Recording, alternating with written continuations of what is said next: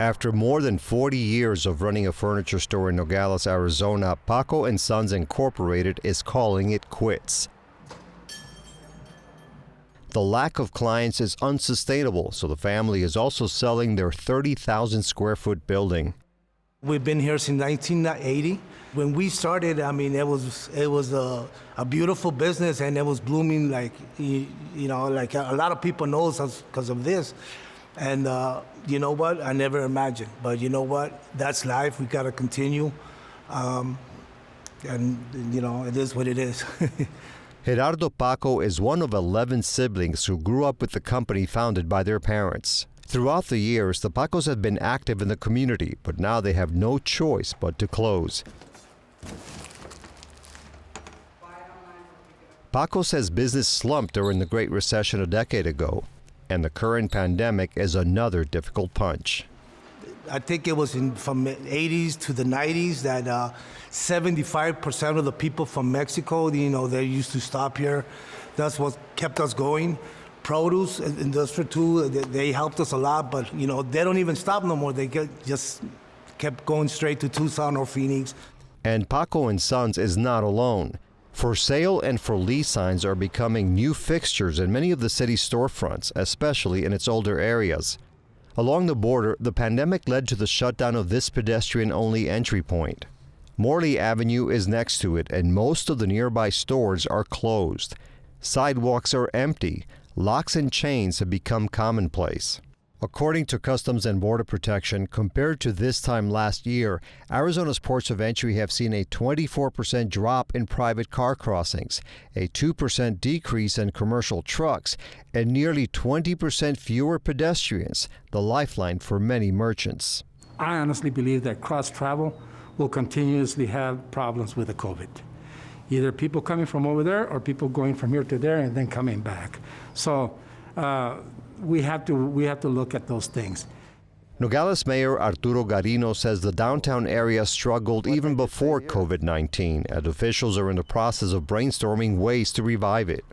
There's maybe about 3 stores that are open there right now, but it's up to the business owner, it's up to the property owner to see what they're going to be doing to it, either leasing it or they're going to do something. We can come up with some type of incentive down the road after this whole COVID thing is out, out the door, hopefully, or find businesses that want to locate into that area. But further north, the community is growing. On Mariposa Highway, an industrial park is expanding. On the west side of Nogales, I want to see warehouses. I want to see cold rooms. I want to see opportunities not only for produce, but also for the maquiladora industry. If we can get that moving, we'll have an opportunity for good employment, people coming in. Workers are also constructing a multi-million-dollar freeway flyover project on Interstate 19 to help commercial traffic. The city also wants to annex some land north of here to increase its tax base.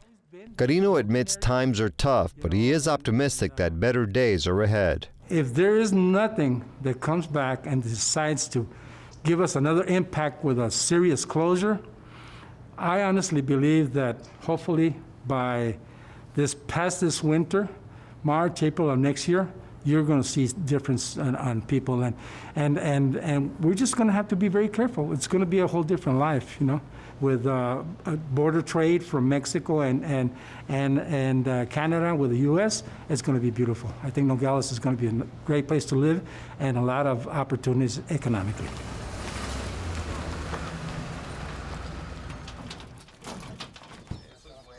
At a new endeavor away from the furniture store, Paco is also trying to remain hopeful, but it's taking a lot of work.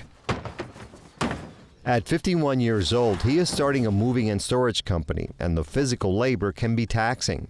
But he says he's always believed in forging ahead when faced with adversity. This time, it's about survival.